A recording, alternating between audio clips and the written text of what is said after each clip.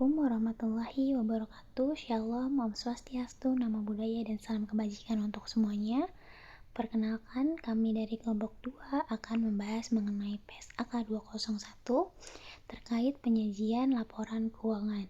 Sebelum kita mulai pembahasannya, perkenalkan anggota kelompok kami. Yang pertama ada saya sendiri, Salsa Mailanur, dengan NIM 2023 50200, dan juga ada teman saya Fadilah Nur Hikmah dengan NIM 2023 50170.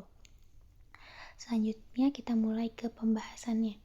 PSAK 201 atau SAK 201 merupakan pengaturan pelaporan keuangan di Indonesia, di mana PSAK ini telah mengalami berbagai amandemen dan juga revisi signifikan sejak tahun 2009. Dengan acuan utamanya itu pada PSAK 1 tahun 2009 yang merujuk pada IAS 1. Perubahan-perubahan ini mencakup amandemen pada PSAK 1 terkait penyajian laporan keuangan yang efektif dimulai pada 1 Januari 2014, kemudian ada penambahan pengungkapan inisiatif pada PSAK 1 di tahun 2015, kemudian ada penyesuaian terkait pendapatan dari kontrak dengan pelanggan dan juga instrumen keuangan di tahun 2017 dan juga 2019. Kemudian ada definisi material di tahun 2019, serta terdapat klasifikasi liabilitas jangka panjang di tahun 2020. Penyesuaian tahunan PSAK juga terus dilakukan seperti pada tahun 2019 yang disahkan pada 11 April 2019 dan juga pada tahun 2021 yang disahkan pada 27 Mei 2071. Hal ini menunjukkan komitmen terhadap standar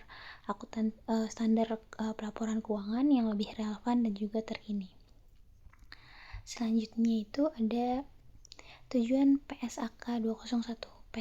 Tujuan dari PSAK 201 ini adalah untuk mengatur dasar penyajian laporan keuangan yang bertujuan umum atau general purpose financial statement agar dapat dibandingkan baik dengan laporan periode sebelumnya atau juga dengan laporan keuangan entitas lain. Pernyataan ini atau PSAK ini juga mengatur mengenai persyaratan penyajian, struktur, dan juga minimal isi laporan keuangan.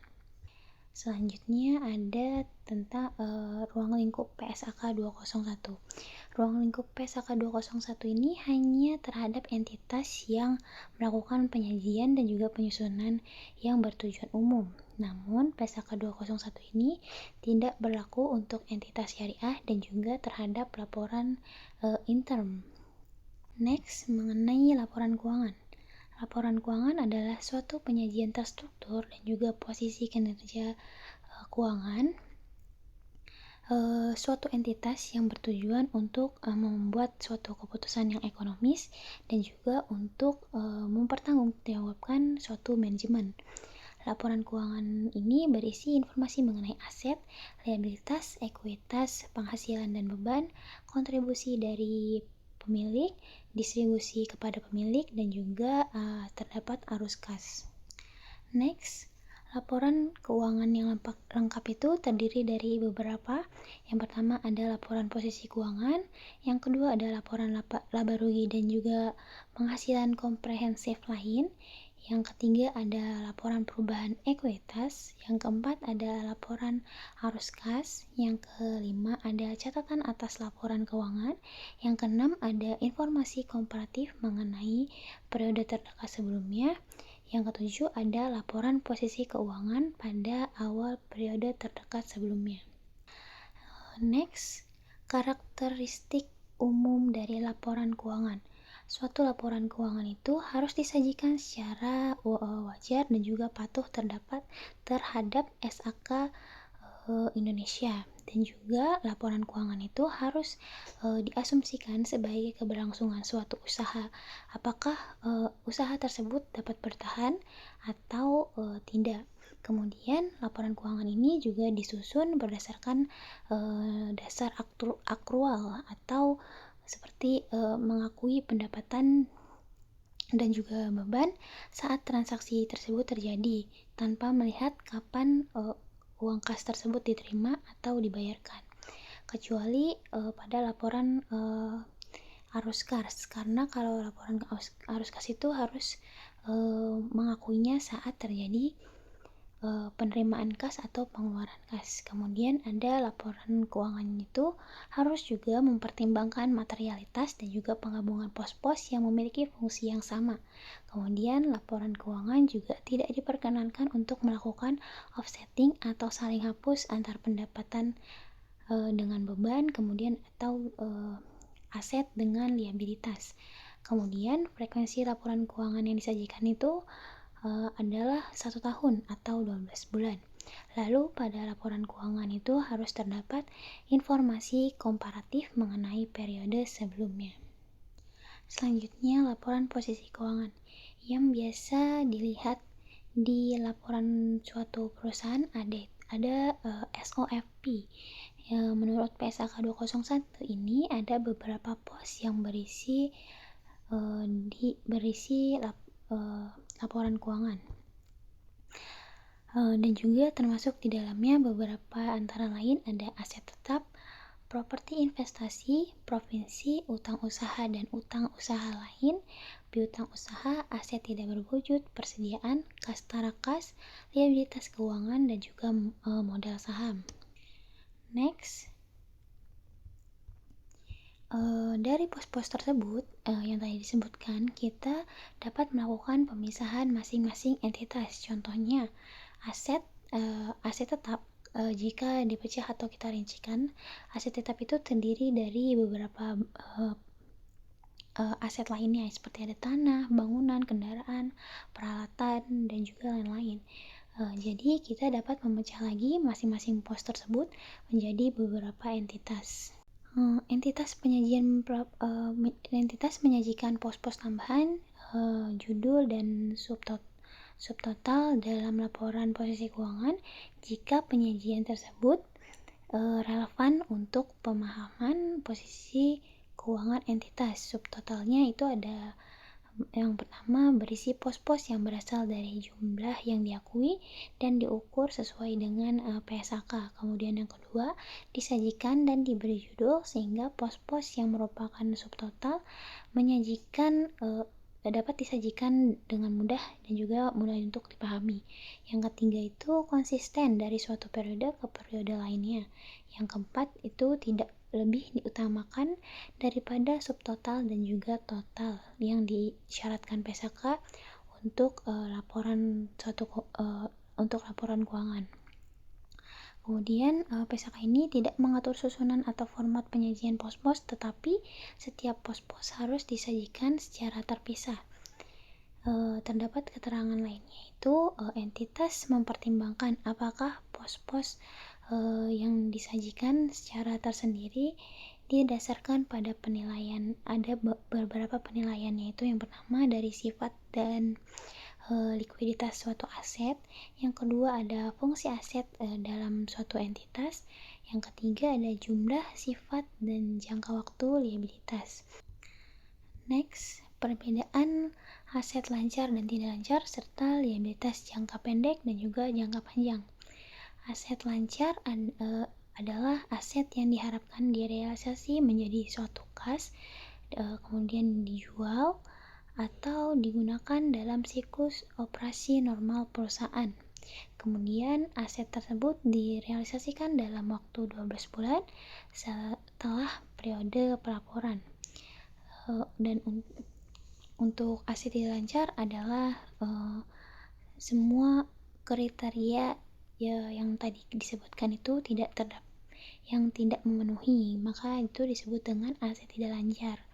Selanjutnya ada liabilitas jangka pendek. Liabilitas jangka pendek adalah liabilitas yang diharapkan akan dilunasi dalam siklus operasi normal atau dalam waktu 12 bulan setelah periode pelaporan. Kemudian liabilitas yang bertujuan untuk diperdagangkan. Sedangkan liabilitas jangka panjang adalah liabilitas yang tidak memenuhi kriteria liabilitas dari jangka pendek yang seperti disebutkan tadi. Next, klasifikasi utang, jangka panjang atau jangka pendek. Utang diklasifikasikan menjadi jangka panjang Jika entitas mempunyai hak menunda pelunasannya minimal 12 bulan setelah tanggal laporan keuangan. Jika tidak, maka itu disebut dengan liabilitas jangka pendek. Syarat pinjaman yang sangat penting atau covenant. Yang pertama ada jika melanggar covenant atau syarat pinjaman yang membuat utang harus segera dibayar, maka utang otomatis jadi jangka pendek. Jika meskipun si pemberi pinjaman itu bertujuan untuk tidak menagih segera. Yang kedua, tetap dikatakan jangka panjang jika masa tenggangnya tersebut minimal 12 bulan dan pemberi pinjaman itu memperbaiki pelanggaran. Next, mengenai informasi yang disajikan dalam laporan keuangan. Berikut dalam laporan posisi keuangan atau laporan perubahan ekuitas atau catatan atas keuangan. Yang pertama, untuk setiap jenis modal saham. Yang pertama, saham modal jumlah saham modal dasar. Yang kedua, jumlah saham yang diterbitkan dan disetorkan penuh. Yang ketiga, nilai nominal saham atau nilai dari saham yang tidak memiliki nominal. Yang keempat, rekonsiliasi jumlah saham yang beredar pada awal dan akhir periode. Yang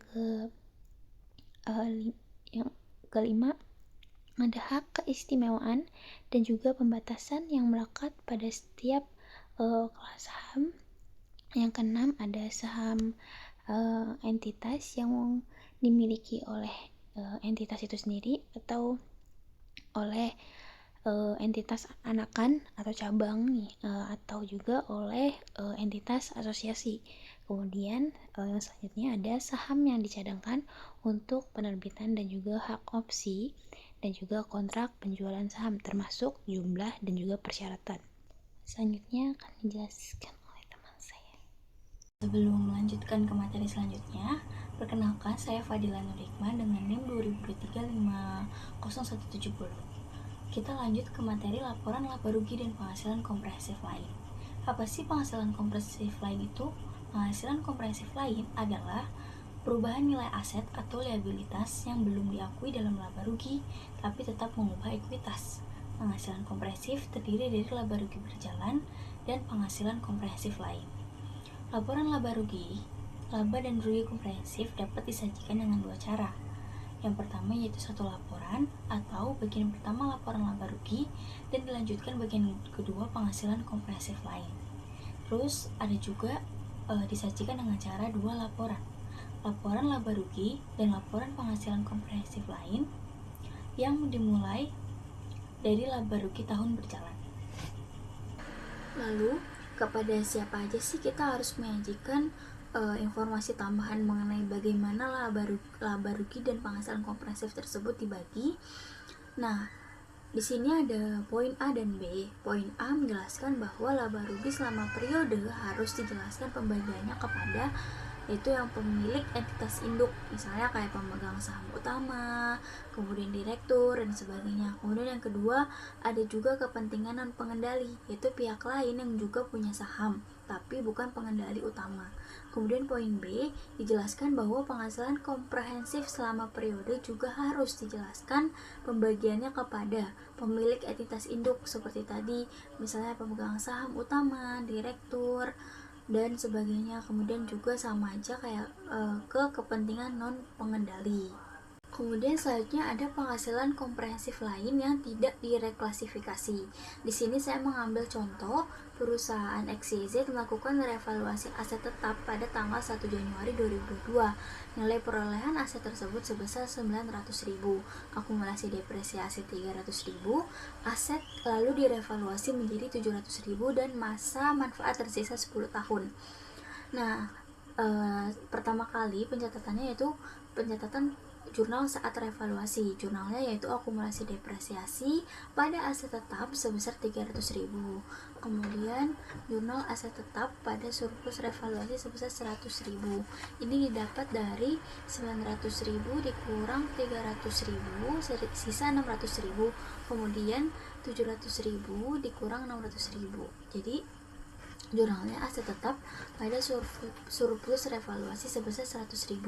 Kemudian ada juga jurnal saat depresiasi, yaitu akumulasi depresiasi pada aset tetap sebesar 70.000, yang dimana angkanya didapat dari 700.000 dibagi 10 tahun.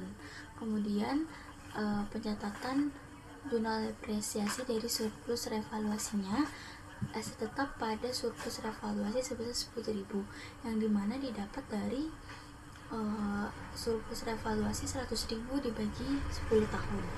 Selanjutnya mengenai laporan perubahan ekuitas. Laporan perubahan ekuitas mencakup informasi sebagai berikut. A. Total penghasilan komprehensif selama periode berjalan yang menunjukkan secara tersendiri jumlah total yang dapat diatribusikan kepada pemilik entitas induk dan kepentingan non-pengendali. B. Untuk setiap komponen ekuitas, dampak penerapan retrospektif atau penyajian kembali secara retrospektif sesuai dengan PSAK 208, kebijakan akuntansi, perubahan estimasi akuntansi, dan kesalahan. C. Dikosongkan. D. Untuk setiap komponen ekuitas, rekonsiliasi antara jumlah tercatat pada awal dan akhir periode secara tersendiri atau paling sedikit mengungkapkan masing-masing perubahan yang timbul dari poin 1, laba rugi, poin 2, penghasilan komprehensif lain, dan poin 3, transaksi dengan pemilik dalam kapasitasnya sebagai pemilik yang menunjukkan secara tersendiri kontribusi dari dan distribusi kepada pemilik dan perubahan hak kepemilikan atas kepentingan pada entitas anak yang tidak menyebabkan hilangnya pengendalian. Nah, selanjutnya kita akan membahas laporan arus kas. Informasi arus kas menyediakan dasar bagi pengguna laporan keuangan untuk menilai kemampuan entitas dalam menghasilkan kas dan setara kas dan kebutuhan entitas dalam menggunakan arus kas tersebut. PSAK 207, laporan arus kas mengatur persyaratan penyajian dan pengungkapan informasi arus kas. Kemudian ada catatan atas laporan keuangan. Catatan atas laporan keuangan meliputi atau A. Menyajikan informasi tentang dasar penyusunan laporan keuangan dan kebijakan akuntansi spesifik yang digunakan sesuai dengan paragraf 117 sampai 124. Paragraf 117 sampai 124 ini udah kita bahas sebelumnya ya. Kemudian yang B. Mengungkapkan informasi yang disyaratkan oleh SAK Indonesia yang disajikan di bagian manapun dalam laporan keuangan. C. Menyediakan informasi yang disajikan atau informasi yang tidak disajikan di bagian manapun dalam laporan keuangan, tetapi informasi tersebut relevan untuk memahami laporan keuangan. Selanjutnya kita akan membahas mengenai modal. Entitas mengungkapkan informasi yang memungkinkan pengguna laporan keuangan untuk mengevaluasi tujuan, kebijakan, dan proses entitas dalam mengelola modal. Di paragraf 135 menegaskan bahwa untuk mematuhi paragraf 134, entitas mengungkapkan hal-hal sebagai berikut. A. Informasi kualitatif tentang tujuan, kebijakan, dan proses entitas dalam mengelola modal. B. Ringkasan data kuantitatif tentang apa yang dikelolanya sebagai modal. C. Setiap perubahan dalam A dan B dari periode sebelumnya. D. Apakah selama periode entitas mematuhi setiap persyaratan permodalan eksternal. E. Ketika entitas tidak mematuhi persyaratan permodalan eksternal tersebut, konsekuensi dari ketidakpatuhan tersebut. Paragraf 136, entitas dapat mengelola modal dalam beberapa cara dan dapat bergantung pada persyaratan permodalan yang berbeda. Kemudian ada instrumen keuangan yang mempunyai fitur opsi jual yang diklasifikasikan sebagai instrumen ekuitas. Jadi di sini untuk instrumen keuangan yang mempunyai fitur opsi jual yang diklasifikasikan sebagai instrumen ekuitas itu dia memiliki pencatatan yang berbeda. Kemudian ada pengungkapan lain. Entitas mengungkapkan dalam catatan atas laporan keuangan A. Jumlah dividen yang diusulkan atau diumumkan sebelum laporan keuangan diotorisasi untuk terbit tetapi tidak diakui sebagai distribusi kepada pemilik selama periode serta jumlah terkait dividen per lembar saham. Dan poin B, jumlah dividen preferen kumulatif yang tidak diakui. Kemudian selanjutnya ada contoh laporan laba rugi dan penghasilan komprehensif lain yang sudah tadi kita bahas ya teman-teman.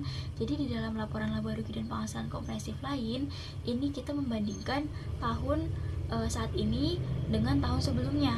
Nah, isinya apa aja? Isinya sama kayak laporan laba rugi biasa. Ada pendapatan, ada beban pokok penjualan, kemudian ada laba bruto, penghasilan lain, kemudian ada laba sebelum pajak, beban penghasilan, beban pajak penghasilan, kemudian laba tahun berjalan, kemudian laba tahun berjalan. Nah, di sini ada tambahan mengenai penghasilan komprehensif lain yang dijelaskan pos-pos yang tidak akan direklasifikasi ke laba rugi. Contohnya, keuntungan revaluasi aset tetap, pengukuran kembali atas program imbalan pasti, dan pos-pos yang akan direklasifikasi ke laba rugi. Nah, di akhirnya kita akan menuliskan total penghasilan komprehensif tahun berjalan. Nah, jadi contoh laporan laba rugi dan penghasilan komprehensif ini membandingkan tahun sekarang dengan tahun sebelumnya. Kayak misalkan contoh pendapatan pada tahun 2027 sebesar 350.000. Kemudian pendapatan tahun 2006 ternyata 355.000. Nah, itu kan menyatakan bahwa dari tahun 2026 ke 2027 itu ada mengalami peningkatan gitu ya, teman-teman. Kemudian di total penghasilan komprehensif dan tahun berjalannya juga mengalami peningkatan dari 93.500 ke 107.250. Kemudian selanjutnya masih ada ya teman-teman, jadi itu panjang emang laporannya. Di sini ada menjelaskan laba yang dapat didistribusikan kepada pemilik entitas induk kepentingan non pengendali. Jadi ini kayak mungkin kayak pemegang saham dan lain-lain. Kemudian jumlah penghasilan komprehensif yang dapat didistribusikan kepada pemilik entitas induk sebesar 85.800, kemudian tahun 2026 sebesar 74.800. Kepentingan non pengendali tahun 2007 21.450, kemudian 2026 18.700. Nah, kemudian ada juga laba per saham atau dalam rupiah dasar dan dilusian sebesar 0,46 dan 0,30. Sebagai alternatif, komponen penghasilan komprehensif lain dapat disajikan dalam laporan laba rugi dan penghasilan komprehensif lain setelah pajak. Kemudian, penghasilan komprehensif lain setelah pajak atau pos-pos yang tidak akan direklasifikasikan ke laba rugi. Jadi ada keuntungan revaluasi aset tetap, pengukuran kembali atas program imbalan pasti, bagian penghasilan komprehensif lain, dan entitas asosiasi. Kemudian ini masih ada pos-pos yang akan direklasifikasikan ke laba rugi, selisih kurs karena penjabaran laporan keuangan, aset keuangan tersedia untuk dijual, lidung nilai atas arus kas. Kemudian di akhir ada penghasilan komprehensif lain tahun berjalan setelah pajak, yaitu pada tahun 2007 sebesar 14.000 dan 2026 sebesar 28.000. Nah, di sini kan menyatakan bahwa tahun 2026 itu untung sebesar 28.000, tapi pada tahun 2027 mengalami kerugian sebesar 14.000. Di sini ada penjelasan, ini berarti bagian laba entitas asosiasi yang dapat distribusikan kepada pemilik entitas asosiasi, yaitu laba setelah pajak dan kepemilikan non pengendali dalam entitas asosiasi. Berarti itu ada yang di sebelumnya ya teman-teman. Hal ini berarti bagian penghasilan komprehensif lain entitas asosiasi yang dapat distribusikan kepada pemilik entitas asosiasi, yaitu keuntungan atau kerugian setelah pajak dan kepentingan non pengendali dalam entitas asosiasi. Pada contoh ini, penghasilan komprehensif lain entitas asosiasi terdiri dari pos-pos yang tidak direklasifikasi ke laba rugi. Entitas yang penghasilan komprehensif lain entitas asosiasinya termasuk pos-pos yang direklasifikasi ke laba rugi disyaratkan oleh paragraf 82AB untuk menyajikan jumlah tersebut pada pos terpisah. Seperti itu ya teman-teman. Ini bisa dibaca lagi poin 3 dan 4. Itu ya teman-teman. Mungkin itu saja materi yang bisa kami sampaikan mengenai PSAK 201. Untuk itu, mohon maaf apabila masih banyak kekurangan dan salah kata dalam pengucapan. Untuk itu, saya mengucapkan terima kasih dan terima kasih. Semoga apa yang kami sampaikan dapat bermanfaat.